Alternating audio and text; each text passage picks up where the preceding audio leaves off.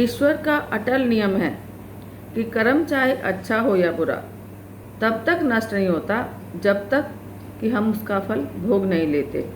फिर सोचो कि हमें अच्छे कर्म करने चाहिए या नहीं करने चाहिए।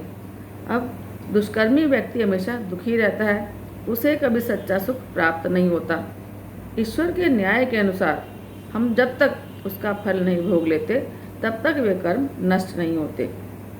महाभारत की कथा के अनुसार भीष्म पितामह को बाणों के सैया पर सोना पड़ा। जुआ खेलना दुष्कर्म है।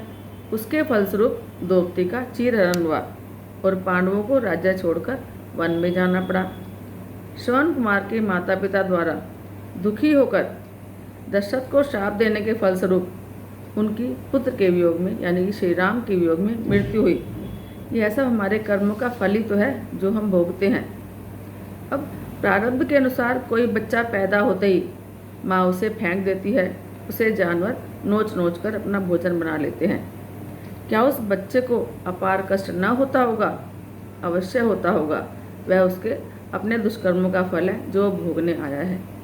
दूसरी तरफ एक बच्चे के पैदा होते ही अपार खुशियाँ मनाई जाती हैं, असीमित दान बांटा जाता है, धुंधवी और शहनाइयाँ बजाई जाती हैं, अर्थात उसे इतना प्यार देते हैं, इतना सम्मान देते हैं जिसका वह हकदार होता है।